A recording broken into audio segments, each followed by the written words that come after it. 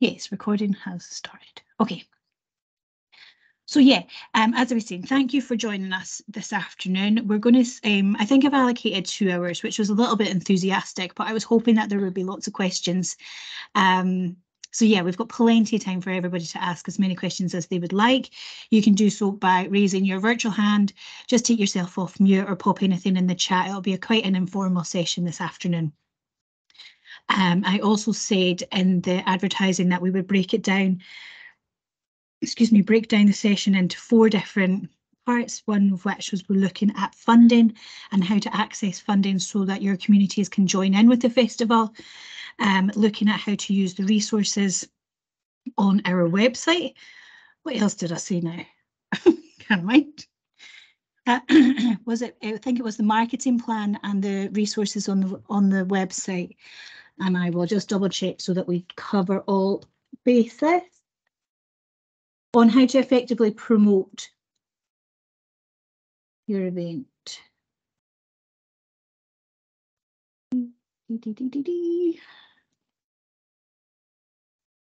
So I think we will just get started, and seeing as funding is first on the list, do you want to start with that, Joan? So Joan is our hub manager. We are together this afternoon, which is quite rare for just now because we haven't been working together for a few weeks, but we are this afternoon, so we are sharing the computer. So take it away, Joan. Tell us about funding. So we have funding available for the Climate Festival for staging events. There's a kind of 3-prong process to the funding, as in what we have available. So I don't know how many of you took part last year in either the Highland Climate Festival or the Orkney Climate Festival. For last year, we did have a little bit more money available. This year, because we had done so many events last year, we just don't know how many groups we're going to have coming through. So we're being a little bit more cautious in the funding amounts that we have available. So at the moment, what we have is that you can apply for up to £250 to stage an event, any type of event that you want to stage from the 1st to the 30th of September. And that it's branded and that it is part of the Highland Climate Festival. Of course, we have, I think there's the caveat in amongst everything is that the Highlands Islands Climate Festival is an opportunity to shine a light on the work that you are already doing. So if you would be normally staging events or doing activities between the 1st and the 30th of September, don't think that you have to reinvent the wheel. Just let us know. We can put it in the event listing and you can get an additional spotlight on the event that you're doing. But if you want to do something specific for the festival, that's out with any other funding that you might have, then yes, we have up to £250 that's available for any type of event during from the 1st to the 30th of September. We also have our picnic fund. So we started off this picnic fund that we had this great idea that we wanted to have as many communities as possible having a picnic all on Saturday, the 30th of September. And it could be either an indoor or an outdoor picnic. We've come down from that and that you can have a picnic at any time between the 1st and the 30th of September. What we'd like to see for that is an event which uses local food in some way. So if you're close to a community garden, if you're running community growing, that it uses food that's been grown locally, and that you can link it into that it's an opportunity to have some form of a celebration within your community, and invite people along to this picnic. It might be that you want to combine it with some kind of foraging.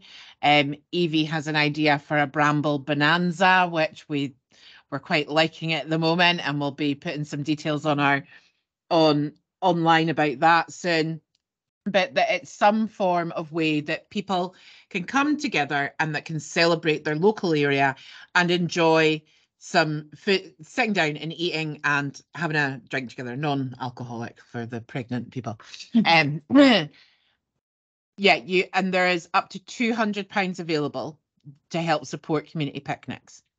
So that's the official funding that we have available. So there's up to £250 for any type of event. up to £200 for a picnic. You could, if you wanted to, like, you're not confined to doing one or the other. So you could apply for both. You could even look to, we would consider applications if you're trying to do a much larger scale picnic or celebration event. We would consider combining the two together in an application. So yeah, you can apply for either or, you can apply for both for the same event, or you can apply for it for separate events. But what we do also have in addition to that is our development officers and our community engagement team have a discretionary fund that's available. So if you were looking to do an event which is much bigger than that, if you were looking to do a series of events, then it is basically to speak to whoever your local officer is and discuss with them the event that you're looking to do.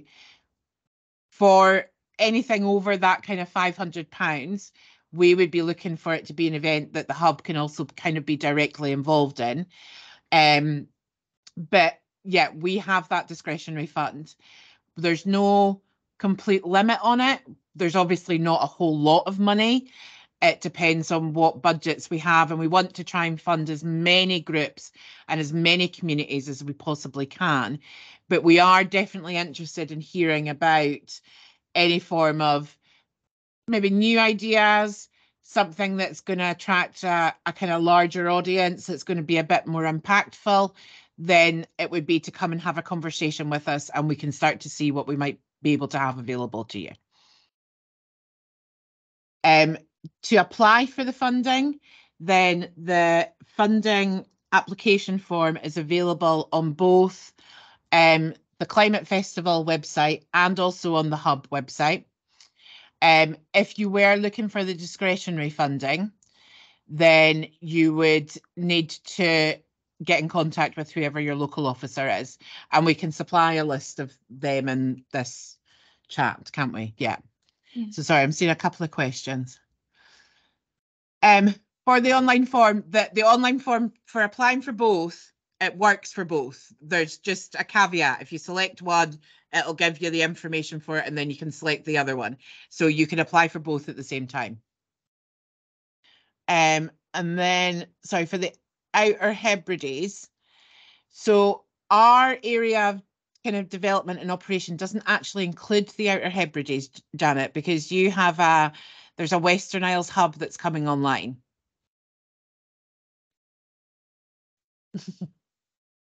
So I don't know what their plan. Well, I do know what some of their plans are, but I know that they are going to be having events that are similar to this.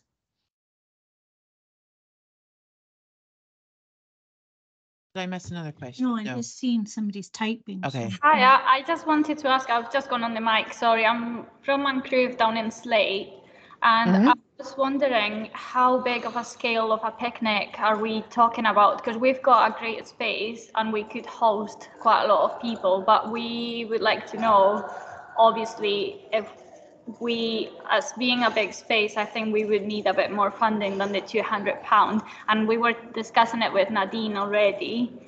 We had a Maria. Hello. Hi.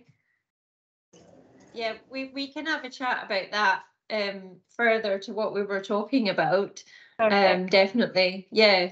Because we've just discussed a few ideas and we are already thinking about events that can happen throughout September. But I just wanted to kind of get a rough idea on what numbers are you kind of looking for hosting a picnic? Because I was thinking then that we could collaborate with local growing places and stuff. So I think it's less about how many people you might have, Maria, and more about what kind of impact it is that you might have. Yeah. So, and particularly if you were collaborating with other groups, and I know that there's like Anne and there's Sky Climate Action, and they've been doing quite a lot of work around local food and local growing and things like that. So if it's a more impactful event, then that's where we could have a conversation around it. Yeah, we were actually, we've already started a thread between us just to see what we can do in terms of that kind of thing, because we would obviously like to all collaborate together to create something impactful. And as you say, that would help a lot of people and would make really an impact on the community.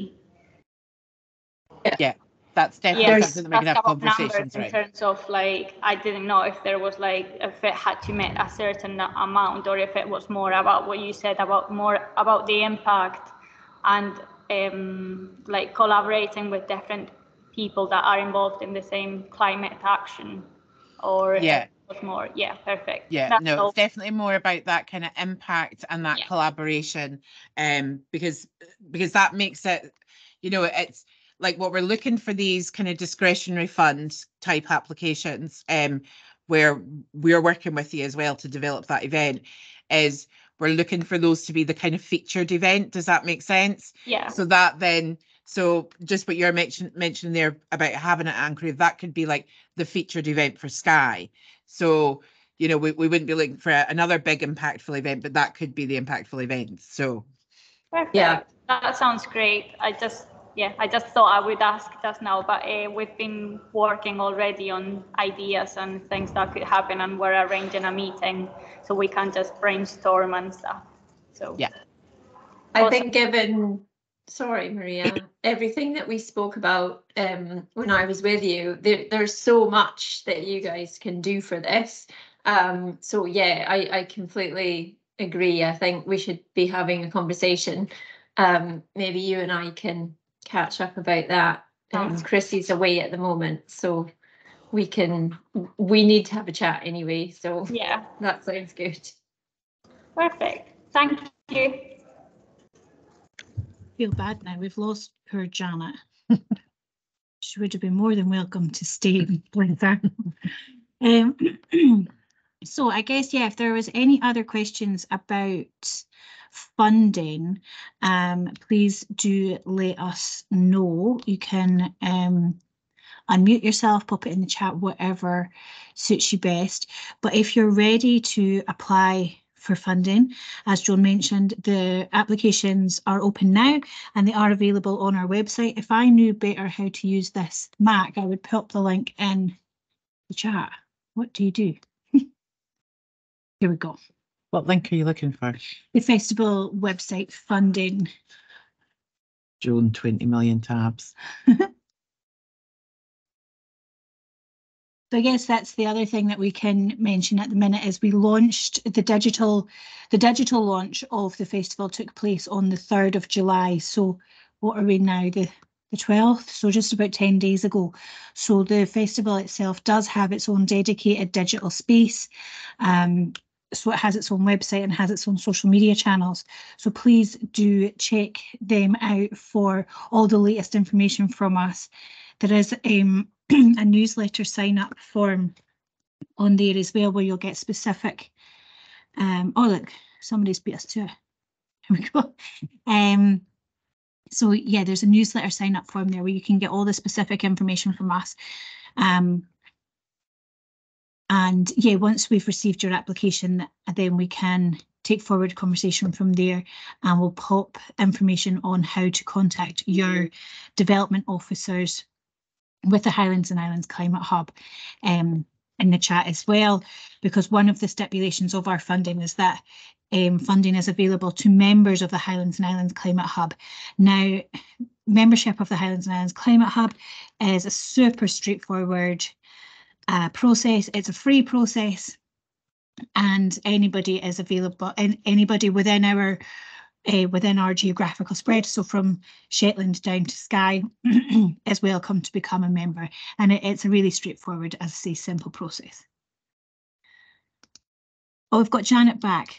I'm pleased to see you're back, Janet. Yeah, wanted to answer your question. You're more than welcome to stay with us in the session. As Joan mentioned, the Western Isles are going to have their own hub.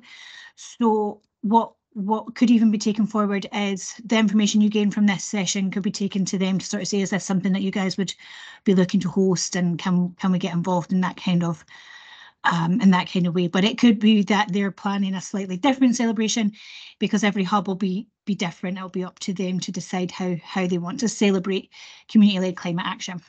Oh, that's good. Thank you. I wondered if it was me because we had power cuts in the night and the router kept falling over. So, but it wasn't my fault. It's always nice when that happens, isn't it? Okay, thanks. Okay, so next on my list was how to use the events and resources pages on the dedicated festival website. So Joan's just typing up everybody's contact details, so I'll let her do that. And then we can get into how to submit events for inclusion. We're having a digital program of events. So in the nature of not printing too much, in the nature of reducing waste, XYZ, we're not going to be printing physical copies of any programs or anything like that. Everything will be available online through our website and through our social media channels. So we are encouraging communities to register your events through our website.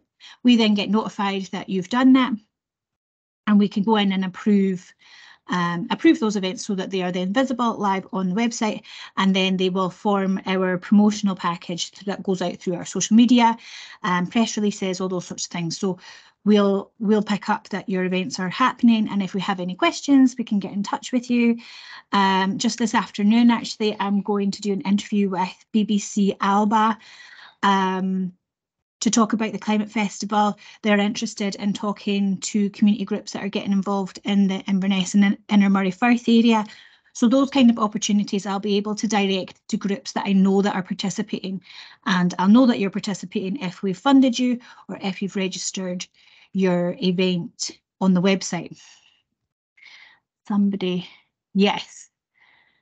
Nadine or Evie, would you do me a favour and pop the membership link in the chat?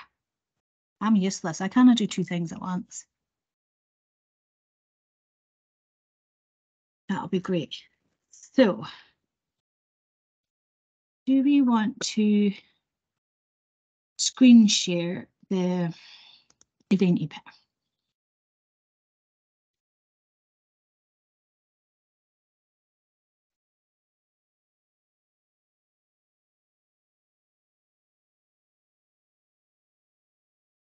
Some funding, but where are we going to? Events. Events, yeah. So if you're not familiar with our website, if you've maybe not had a chance to have a look at it yet, this is the events page. So as it says here, you'll find all you need to know on attending events in your area, and we're going to have tags so that you can filter by region or by county or what have you. So if you, yeah, so there's the one event that we've got listed at present, which is this afternoon's event, the one that we are currently all attending. So that is where all the information on all the events that will take place throughout the 1st to the 30th of September will be listed. And then, as I say, they will be categorised so that they're much easier to navigate. If you are in Shetland, you'll only see Shetland events, or if you are in who knows, Caithness, what have you, you'll just be able to see what's happening around you. And we'll also tag online events so that anybody who wants to get involved in an event but doesn't necessarily have the means or the ability or what have you to travel to that specific event, you can still enjoy what's going on. So if I then move up here and go to submit an event, so this is where we ask communities to contribute to that digital programme of events. And it is very straightforward. So you would click here on submit an event, and there's a series of prompts. We ask you to sign up to this. It's like a third-party events programme that we're using called Community Box. You don't need, all you need to do is pop in your email address. There's no password required or anything like that. You just pop in your email address and hit sign up. Have you got a thing made, John? I think you do.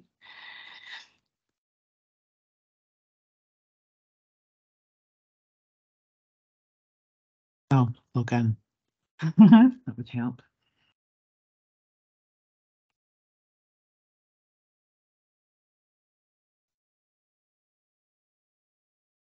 So it's nice and easy. And then if you can hit submit an event. Yeah, so you just follow the prompts, asks you to submit an icon, event details, when does the event take place, what area, and your contact details as well. And then, as I say, that we get a notification to say that somebody's submitted on Community Box, and we go in and check that all the information is there, your links all work and what have you. And if there's any issues, we can get in touch with you direct, iron out any question marks, maybe if there's some broken links and what have you. And then when we're ready to go live, it's a click of a button from us, and it will appear there on our digital program. So I think that's. Have I missed anything, ladies? From No, I think the one other thing about community boxes, which you obviously can't get out of when you click the cancel button, but is that once you have submitted your event, you can go in and edit your entry at any time, which was something that I thought was quite good about it, rather than having to send endless emails to say, oh, actually, we've changed the time. That's, you can just go in and you can edit the event yourself. Yeah, so that'll save some admin time there, because changes to events does happen. So yeah, I don't know if there's any questions on that, or we would like to think that it was straightforward. That was one of our big things when we were doing the planning for the festival, was to make it as straightforward as possible. So yeah, if there's any questions. I've actually just got a question. It's not quite related to the submission of the event as such, but it's more to do with basically if you want us to follow like a color scheme to do the posters and the advertising, because I'm assuming we would have to introduce like a poster or a post or something into this submission information for the event, or is this something that can be added later, and can we add just a link to our Instagram or Facebook post? Yeah, so that's actually next on our list, is how to use the branding pack and the poster templates and things that we have already devised. And of course, we expect that communities will have their own contribution to that as well. There's one thing on Community Box that is probably my least favourite thing of Community Box, and that is that icon that we ask you to upload, it seems to be showing a circular icon, and naturally communities are probably going to have posters and things that they would rather use there. So there might be some changes with it. We're going to try and poke about with it basically and see what we can come up with. But yes, so I guess that if there aren't any questions on the submitting an event section, then we can just move swiftly on to the branding bit. Do you want to talk about that, Nadine, or would you want us to start off? Or no, that's fine. If you can share it on your screen, that's handy, because then I can see everyone and see the screen at the same time when I'm talking. So that's a bit nicer than not being able to see anyone. If you pop up the branding, the resources, and then so yeah, we'll go through some of these other resources as well. But seeing as we've started talking marketing now, we will jump on to marketing. Is that what you want, Nadine? Yeah, perfect. So can you pop down to the actual resources? So the branding pack and the branding assets. So do you want me to open that? Oh, she's big. Yeah, we can just have a quick run through. Yeah. Basically, everything that you would need to create either a poster for your event or a social media post is included within the branding pack. So we have all the brand assets. So that's basically the logos, the font, the colours, everything is in there, and we've tried to make it as straightforward as we can to essentially use the different elements and build your own poster or build your own social media post from these different elements. So you'll have seen across the website and across the branding so far, we have these really, really lovely illustrations which have been created especially for the festival by a local artist, Amy Lockwood. So we want to be able to use them wherever we can, because they're essentially what underpins the entire look of the whole festival. So what we've put together is a little template where you might pick one of the illustrations. As I say, you have access to all of them in that asset pack. So you pick one that maybe feels like represents your event or represents the feel of what you want to do, and use that. Just ideally one, because we want it to be simple. Another caveat of this website's creation was that it was going to be carbon neutral. So we're very mindful about the size of the images that we're using. We made a conscious choice not to make it image heavy. So the nice line drawn illustrations are quite low res, they're quite low energy. So they should hopefully sum up everyone's event. There should be one there's, you know, there should be one that fits, and then we use it in one of the template formats that we've laid out. So each of them has the festival hashtag, the logo, so you can bring together these elements either in an A4 poster or an A5 poster, your square social media post, or a story post. And there's little things like the bunting as well, if you want to add that in. And Marion, can you just scroll down to the little, the social media cards? So on there, we have share local, grow local, think local, be local. So you'll have seen on the website there's this underlying theme of localism. So it might be quite nice to pull up one of those words when you're thinking about your event, which one might fit best. So in the examples there, we've got share local, little bit of community garden theme. So you can do something similar, pick your illustration, pick your heading, pick your logo, and then there's a little bit of space for details of your event. So hopefully it's quite easy and straightforward to create something that follows the branding, follows the look of the festival, but you can personalize a little bit with your own content. So hopefully that makes sense. These elements are quite easy to pull together from the asset pack, and the fonts that we've used are all readily available fonts in most of your software that you'd be using to create a poster. We also have the Canva template. Is there a link to that on there? Should be. Yeah, they each have Canva links, so you can go on and use Canva, go straight in and use the template. Does anyone, so this makes sense to us, but it would be really useful to find out if it doesn't make sense to anyone, or if you feel like there's anything missing or anything's not clear. Please just jump on and let us know, because this should be easy. It's designed to be easy, so hopefully. Oh, Janet, that's lovely.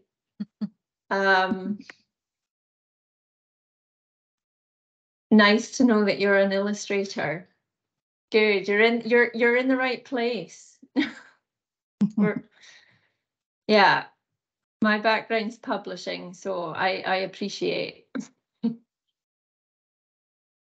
Evie, I'm just seeing your question as well. So if an event is funded, does the applicant still need to add it to the website? yes, they would still need to add it to the website because they'd be doing their own event listing. So yeah. No, we will just sorry, carry on, Nadine. I was just going to answer the next question in the chat. The social media templates are on Canva as well. You should be able to access all the templates on there, so it's nice and straightforward. Yeah, those Sorry, links. Marion. No, just those links.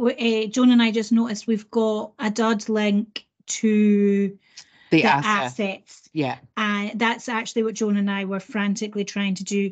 We were traveling from Thursday to Inverness this morning, so those links are a work in progress, shall we say. But they will be on by the end of today. They will, yeah. Well, I just got to go in and finish them, make sure that it's all readily available. So yeah, that's some really lovely feedback. Thank you, everybody. And we can certainly pass on to our illustrator that they've been well received. Yeah, I think she would really appreciate that. Yeah. I think because these illustrations have been specially created for the festival, it would be really lovely if we could all be super creative and use them and see them being used across a variety of events. I think it would be just so lovely to see these go out into the world now and see how people use them. Mm-hmm. Yeah. As I think Nadine's already mentioned, but we did try to work with Amy, our illustrator, to provide an illustration which we think would represent majority of events that will take place, just going from the feedback that we had and the events that took place during last year's festivals. We had over 150 events take place between the Orkney and the Highland Climate Festival last year, and most of the events that took place would fit into the sort of categories that each illustration represents. So yeah, so that it's really lovely to see that people like them, and hopefully it will be straightforward to use. Again, if and when questions do crop up, because things always do when we are planning events and marketing events and what have you, if you reach out to your development officer, as mentioned above in the chat, for your area to ask any of your questions, then we can come back to you. I say that, lovely. I say that not in a please don't contact me personally way, but I am actually going on maternity leave just before the Climate Festival. So if you have any questions, then your development officer is going to be your long-term person rather than coming to me with questions. But by all means, please do for the next 4 weeks, and then I will pass you on to somebody else.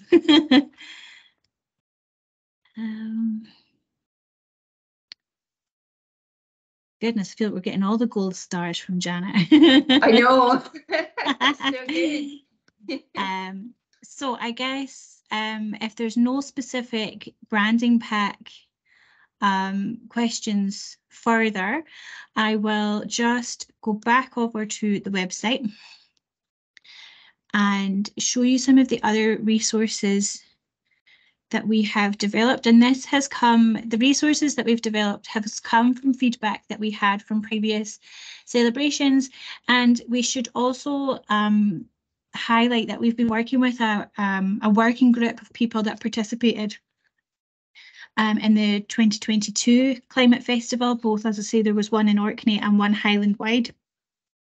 And after the event, we asked those communities who participated for their feedback, and from that a group of 11 communities came forward representing their. It was actually really, it worked in really lovely because we do actually have representation right from Shetland right down to Skye to give contributions to and their thoughts and opinions on how the festival should be shaped going forward. And one of the things that came out of that was some of these resources that we've got here on the page today. So we'll just do a quick run through. So we've got event planning here. which tries to understand that lots of communities are going to be very well versed in how to host an event, but some are looking, maybe this might be one of their first events, or it's maybe not something that they're altogether familiar with, and we just want to sort of reiterate that we want to be as inclusive as possible. So encouraging people, basically reach out, ask the question. There's no such thing as a silly question, and let's see how we can get on and see if we can get some community-led climate action either started in your community, or if you are well versed, then you'll know most of the things what to do. But you never know, there's always room for learning, in my opinion. So yeah, here we've just got a bit of a list of things to maybe think about to help you create a smooth sailing event. So if we've identified a community need that your event can help to resolve, do you have any money to host the event in the first place, or are you looking for money, and is that something that we can either help you with through the festival funding or through third-party funding, depending on what it is you're looking to host and the impact that event might have. Selecting an appropriate date. Have you got the right people involved? How will you promote? Are you prepared for on-the-day issues? And a lot of these kind of hints and tips are actually from personal experience. I've written there in that first one about being prepared for on-the-day issues. Over the years, myself and the team that we work with, either in voluntary or professional capacity, have developed this desire for, or this need for, an admin bag that has everything that you might find. You're stood there holding a bit of bunting against the wall shouting, has anybody got a pen? So yeah, if we can have like a bit of an admin bag that has all that sorts of stuff in it, it helps us just to be that little bit more prepared. Health and safety obligations. We've got a whole resource on health and safety with some draft risk assessments and all those sorts of things to keep us nice and safe while we are preparing and hosting events. And then I guess there's the make the most of your event, you know, while you have a captive audience of people that are interested in your organisation, interested in what you're doing and what you have to say. Is there anything else you can talk to them about while they're there for a community picnic, or while they're there for a film screening, or a fashion event, or whatever it is that you decide to host? Perhaps there's an opportunity to do some form of community engagement in addition to what it is that you're working on. So that is event planning. Talking climate, that was your one. Jones, you want to? Yeah, so this is a little bit of just how to talk climate without talking climate, which seems to be one of the key things that we get asked about, which is why we're kind of going for this. Have a celebration event, try and find ways that you can bring your community together. And then once you do, then you can start to have conversations with them. But you might also want to do events that are specifically climate conversations or climate cafes. And so it's just a link to some resources. So we've got the sort of suggestions to this kind of idea behind talking climate without talking climate. So focus on your community and localism, celebrating what's all that is good about your place and your event. And from that, you can start to have informal chats. Or another kind of top tip as to how to do an event where you can start to bring in climate conversations, and talking about climate is connecting with nature as well.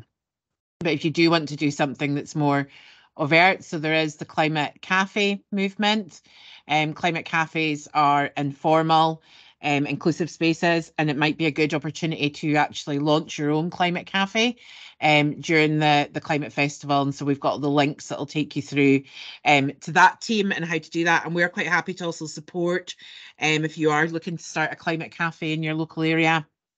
Climate conversations, we typically kind of speak about climate cafes, or those informal spaces where people can gather, almost like finding your tribe. Quite a lot of the climate cafes are either just a meetup once a month and have some tea and some cake, or they can be that you can have guest speakers along to them, but it's a more informal sort of space.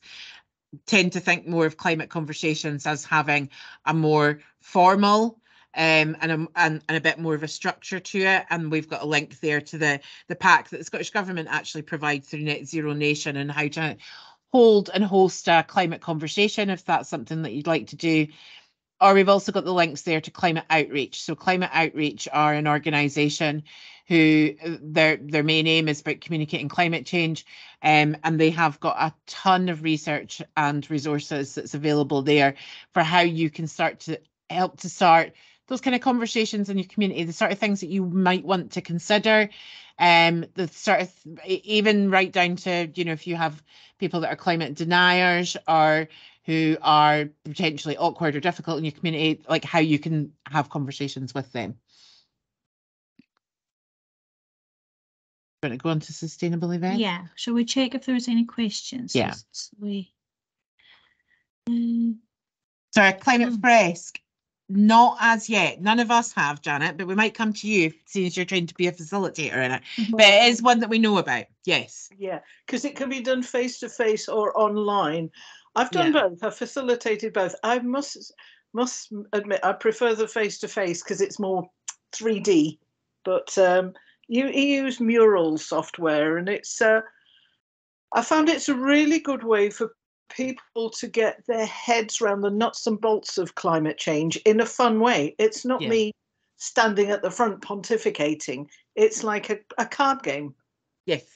And as you've probably seen, and it's I'd be interested in doing something with that in the future. Not in the next few weeks because I'm insanely busy, but it's something we can think about. We will keep your contact details because I've been really interested in the Climate Fresk, but I haven't had the chance to kind of pursue it, because my understanding as well is that you have to have gone to a Climate Fresk session before you can then be trained to be a Climate Fresk facilitator. A little bit like there's also another example of kind of climate conversation is the Climate for Change that SCAN operate as well. That's another example, which is that's more like basically the basics of it is like a Tupperware party, but you're talking about climate change and having a climate conversation. So that's another element of it as well. But I like the Climate Fresk idea. We have, and just in case any communities are interested in it, if they want it for any events that they have, which is not nearly the scale of the Climate Fresk or as clever as that, but the How Bad is Bananas card game, which is based on the book about your carbon footprint. And it's a little bit like a play your cards right type game, so higher or lower in terms of the carbon emissions. It's quite a good conversation starter, a nice, easy way into it, particularly if you're maybe doing a stand at an event, which isn't particularly a climate type event. It's a good way to get a conversation started. It's a nice one for families to get involved. Yes, it is. Yeah. I've got I've got a couple of sets of the adult cards, but there's a lighter child version for the really, they say sort of 9, 10 upwards. Younger than that, it's just, I've had somebody bring their 6-year-old and they were bored out of their skull. Can't win them all. No. Okay. I think Evie's already left us, but just seen that she's had to nip off, but in Ross-shire she'll be pleased to speak to anybody who wants to get involved. So over, what was our next resource? So sustainability and events. So it's, you don't need me to go through with a fine-tooth comb what all this says, but it is there as a resource, and please do use it. What I've popped into this section is the top tips on hosting a sustainable event, and then some recycling considerations. You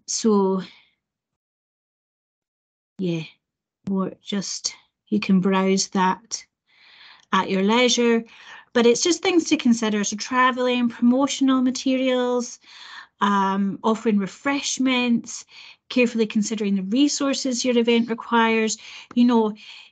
Sometimes it's one of those situations where this is what we've always done, but actually there are ways that we could do it more sustainably. Are there ways in which we could be reducing our impact on the environment by not using milk sachets for example. Let's just go and buy some milk. So yeah, it can be literally as simple as that, up to much bigger opportunities as well. But in the nature of inclusivity, we're trying to encourage everybody to think about even small things, because we're also acutely aware that within communities, resource and finances is often a big, can be a barrier. Not to mention storage and all these sorts of things. Not everybody is able to store their own cups and saucers, for example, to have tea and coffee for the whole village or what have you. So that is that one. If I go to marketing and branding, we've done. So I don't know if that was any quicker or not. Health and safety. Health and safety. What an exciting topic. So just like the other bits, we have the various different health and safety tips. So your tips to having a safe event. So have your risk assessment, have an emergency plan. If you're doing a kind of larger sort of event, or if you're involving a lot of people, then it's a good idea to have an emergency plan, which can also help to be an event brief as well. So your information about your first aid and kind of items that you should have in a first aid kit. So again, just in the other resources, we're kind of anticipating or hoping that some groups might be completely new to this type of event. So to holding any kind of event. So this is a kind of starter and covering all the bases, right up to like if you do happen to need crowd management. That actually was, I mean, I'm kind of half laughing. I don't think we're expecting any really massive events, but during COVID, when we were having events, we were having to do crowd management. So you never quite know with the space it is that you have. You do still always have to consider how people are going to get around it. For just some tips around your food and refreshments, and also a reminder, Marion did have the link on the previous section that we looked at, but you can also, if you are looking to do something that's working with food and you don't have anybody that's got a food safety qualification, you can actually get that via the hub, and it is just a very simple couple of hours online course that you can do, and we can provide you with the link and you can apply via the Climate Hub website.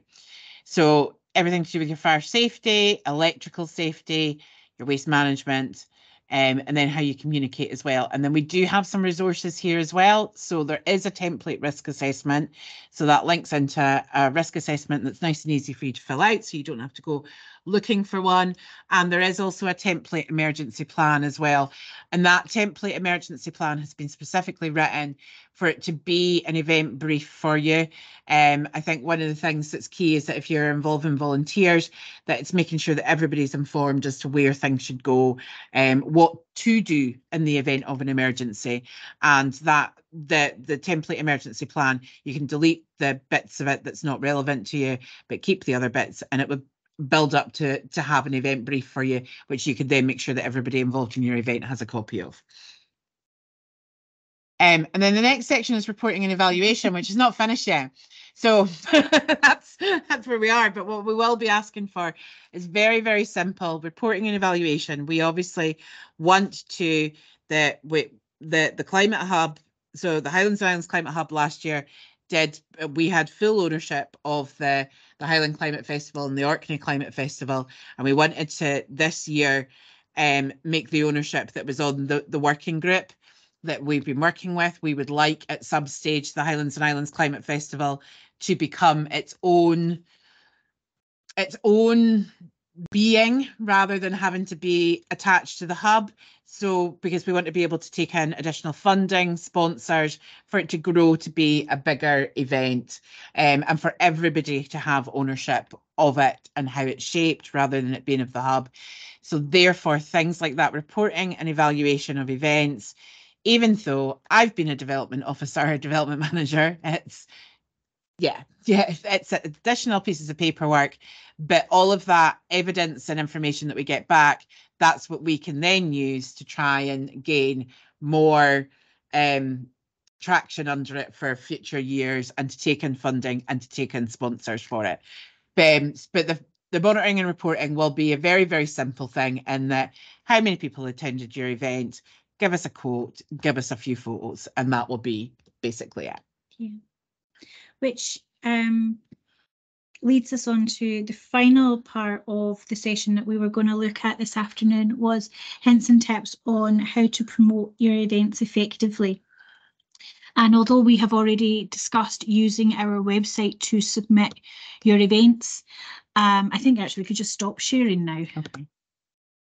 Because, as I say, we've gone over how to share your events on the digital programme and how to make us aware that these events are taking place. That allows us to support the promotion through our channels. So the festival, as I said, has its own digital presence.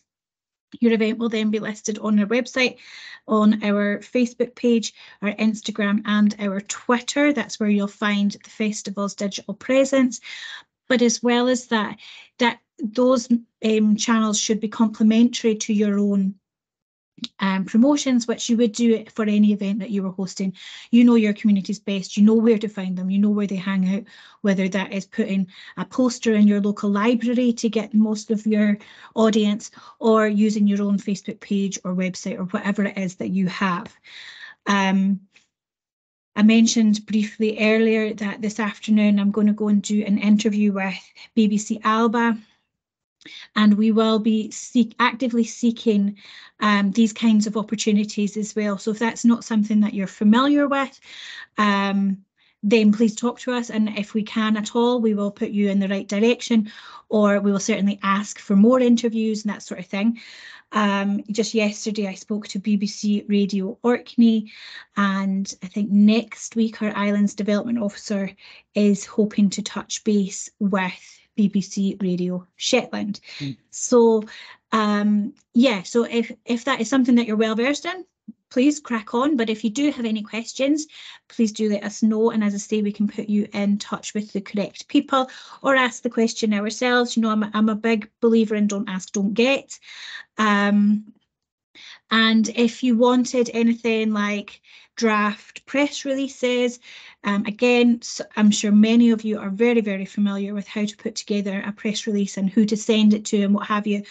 But the Hub also has contacts for press and media throughout the Highlands and Islands. So we can either point you in the direction of who we talk to, or we can make contact on your behalf, or send you, as I say, a draft press release or hints and tips. This is how we do our press releases, and sometimes they get picked up.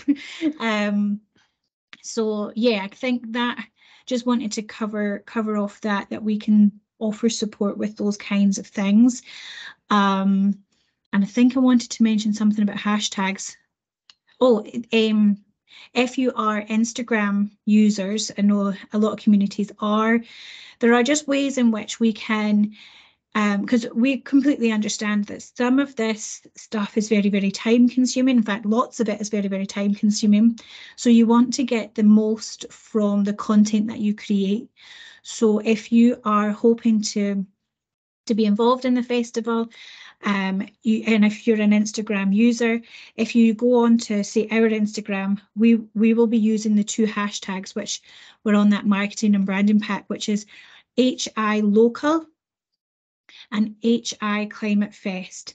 And on Instagram, if you click or tap on the hashtag, you will be taken to a page that shows every post that uses those hashtags, and you can actually hit the follow button and you can follow that specific hashtag. So that will then mean in your newsfeed, as you're scrolling, pictures of people's cats, pictures of people's afternoon tea, whatever it is that they're posting. You will also get any publicly shared post that uses that hashtag, regardless of if you follow the account. So it also allows you to, it's quite a nice networking tool, because it can introduce you to fellow communities that have shared interests. And it also gives you some inspiration, what events are taking place within the festival, what's going on within the festival, and just lets you kind of keep an eye on that. And if we encourage our communities and our target audiences to do the same, then it could help them. Somebody might come to your next event and say, oh, I saw that Thurso's doing this event and it looks really cool. Is that something we could replicate here in Orkney or whatever it is, you know?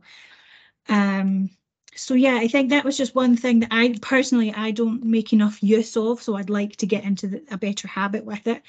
So just something I wanted to flag up, that is, the hashtags are helpful for a reporting mechanism, because we can then say to Scottish Government who issue our funding, you know, however many people in the festival period used the hashtag, and the hashtag was seen by however many people, and all that's super helpful as well. But we can actually use it as a marketing tool to reach new audiences as well.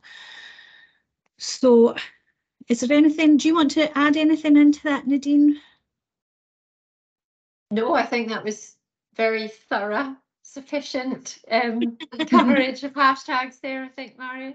No, I wouldn't add anything. I think we just need to start creating a conversation now and using them, and kind of as we say, letting it out there into the world and seeing what happens.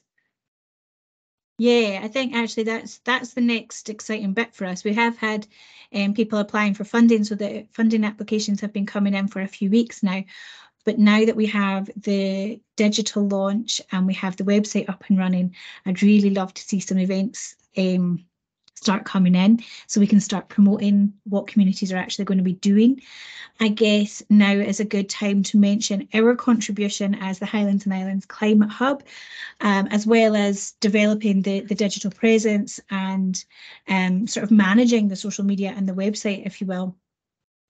On behalf of the working group, our contribution will be the launch of our film project. So if you are familiar with the work of the Hub, you might have spotted in January of this year, we put out a tender for a filmmaker to work with us. So we have we had a successful recruitment period. We've been working with Cameron Mackay, who is a filmmaker and composer. He's based in Glasgow, and he has been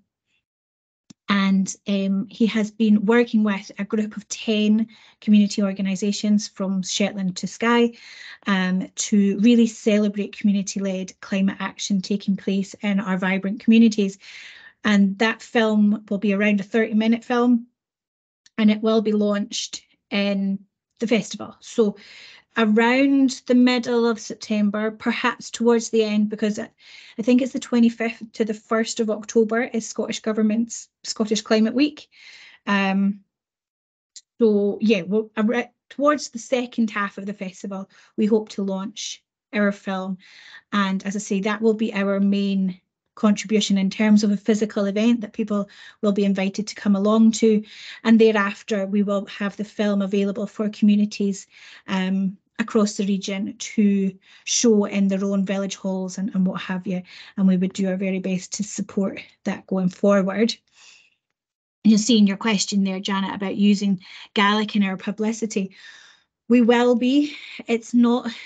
I am not a Gaelic speaker. I do not pretend to know anything about Gaelic, but it is something that we are hoping to achieve. And one of our colleagues, Chrissy, is our Gaelic expert. She's not here this week, but yeah, there's various things that we are working on in the hope to be inclusive as best we can. Yeah, because I'm wearing the hat of, I'm the chair of Clean Coast out of Hebrides, an environmental group that does much more than beach cleans, as you've probably gathered. Mm-hmm. Having one of our trustees is a big Gaelic speaker here, and well-known, and tour guide, and well-known translator, and it's made such a difference because it's given us access to communities who might be a bit more distant. Mm-hmm. So something that it needs to be, and this isn't all right. I've worked as an illustrator of Gaelic educational materials, but my spoken Gaelic is next to non-existent. But it doesn't need to be a separate add-on. It needs to be integrated. Mm-hmm. You know, maybe you need to have a sort of, well, maybe not the equivalent of franglais, but it needs to be prominent. Yeah. rather than an afterthought. We discovered that made a massive difference to engage people who normally wouldn't. We're getting our usual suspects already, but we're trying to engage more people. And using Gaelic made a big difference. Well, that's interesting. As I say, Chrissy is our resident expert. She's not here today, but it is something we've spoken about in great detail. So I would like to think that we will do every effort to include Gaelic speakers in the festival and encourage them to encourage those communities to take part in any way that they can. I was just going to add, what we do need is some kind of Franglish or something, because we also have to incorporate Norn for Orkney and Shetland as well, and both myself and Marion are Caithnesian, so it's how do we incorporate all of it, because we do need to get some Norn in there as well. I think that is that was the last little bullet point on the things that I wanted to cover with this afternoon's session. So yeah, as I didn't think we were going to speak until 4, but we're just after 3, so we have heaps and heaps of time. Should anybody have any questions, or maybe everybody's feeling a bit, oh cheapers, that's a lot of information, I need to go away and digest, and you're welcome to contact us with questions going forward. So yeah, thank you for your time. Oh, I've got somebody with their hands up. You just want, yeah, go for it. Yeah, hi, it's me. Sorry, my name is Bethany, so I work in sort of Moray, but also covering the Highlands Islands in my professional work as well. So I work for a construction company, so it's quite exciting trying to tie the two of them up. But I also have a colleague, friend who lives on the Isle of Arran, and she's big in the sort of community garden, sort of legacy pieces as well. And she was just asked me to ask a question about if there would be anything going on in the sort of Argyll, Arran area, or if it would tie into obviously the Highlands and Islands, if it extends that far. I think that we can be, I mean, it's not our hub area is Highland Regional Council, Orkney and Shetland. And that's where we are, the Highlands and Islands Climate Hub. But then also, this is the Highlands and Islands Climate Festival, so it doesn't necessarily need, and it doesn't belong to the hub any longer. So I think that if there was something there, then that's like as an event listing. The bit that would be more difficult for us, though, Bethany, is that I wouldn't be able to fund it at the moment via the pot of money that we have. There is the aim, so Argyll and Bute are working on having, I mean, that like we're one of the first climate hubs in Scotland. There will eventually be a network of 20 of us, because actually the Moray hub is not very far away. It is in progress. So there are other hubs that are coming online. And in that case, we could make this festival, like we'd like it to grow its own arms and legs and see what happens with it. But yeah, that would be it. But if we have events at the moment, we would, by all means, we would love to have them in the event listing, but it's the funding of them that would be difficult for us. Tricky. Yeah. That's cool. That's perfect. I'll pass on the message, but predominantly my work currently is in Inverness in the Highlands anyway, so a lot of that ties in, so it's great. Excellent. I think just interestingly there, Bethany mentioned that I think she said she worked for a construction company. Not that I am targeting anybody, but one of the opportunities that we do have for businesses and organisations that did feel particularly passionate about supporting the festival in any way is that we do have some sponsorship opportunities. So that could be one of our colleagues, actually, Vari, is going to do some business breakfast with Lochaber Chamber of Commerce members in the next couple of weeks around how businesses, if they wanted to get involved with the festival, how they could perhaps contribute. And you can do they can do that by financial support in terms of sponsorship, and we would work their company into our promotional materials. But also if they were willing to perhaps give a couple of hours volunteer time to staff and maybe use it as a bit of like a staff, what do you call that, like team building, to sort of team day out. If there was a community group in your area that was hosting an event, maybe 2 or 3 members of staff would like to attend, and a company can offer them an afternoon or a morning to go and get stuck in, and that would be equally as valuable. That's our 2 censorship Yeah, plans, isn't it? but I think also we'd like to hear from, you know, this is not confined to, it is predominantly going to be the community sector that are going to put on events, but it's not confined to that. We would love to hear about the private sector, so businesses, and the public sector as well, hosting events. So even if it is just having if it's having an awareness day in your canteen, then that would be great things to hear about, and that it is starting a conversation around climate and around localism. That's what we're really keen to emphasize, is not everybody, we know and we appreciate that sometimes climate is too big a conversation for people, but localism is something that we can all get behind, supporting our local communities, supporting our local businesses, supporting local food and drink. That is something that we can all get behind, and that's the beginning of the conversation. Yeah, that's really great to know. Can I maybe get a bit more either information on it, or get a chat with either yourself, Joan, or maybe Vary? We are part of the Lochaber Chamber anyway, so it'll be quite good to know if that's coming out, if it comes to myself or one of my colleagues with that side of things. So that'd be really great. Yeah, that's no problem, Bethany. We'll pick up your contact details from the event booking and we'll be in touch. Perfect, thank you. Yeah, Bethany, just to add to that, I think the Chamber have just started advertising the event, I want to say today. So yeah, we can share the link for the breakfast briefing so you can come along if you'd like to. Yeah, that'd be brilliant. Perfect, thank you. Yeah, that was one thing that I did manage to do on the train this morning, was I updated the Eventbrite link from Vary. So bookings are available now. But yeah, Bethany, we'll pop that over to you, because I'll have your email address from signing up to today's session. So in fact, I'll do that this afternoon before I dash off to my next meeting. Perfect, thank you so much. So I guess if there's nothing else from anybody else,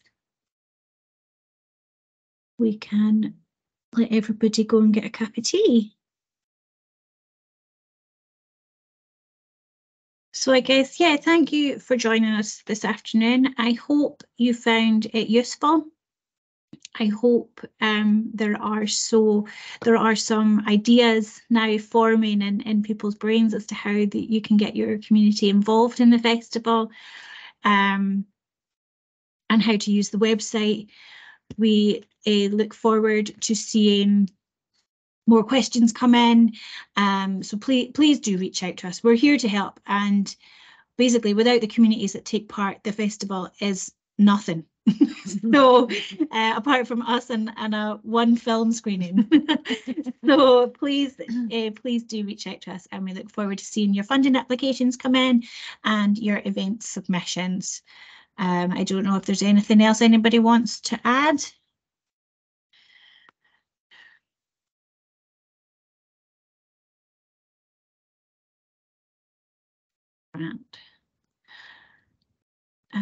Right, so on that note, I will just let everybody go. Again, thanks again for joining us. I'll put the recording of the session on the resources page on the website, so if you need to come back and go through anything else, it'll be there, and we can circulate it to anybody else who gets in touch. So if you do blether to any other communities, it's oh dash I missed it or what have you, by all means encourage them to reach out to us and we can send the link on. Okay, thank you everybody. We will see you later. Thank you. Bye bye.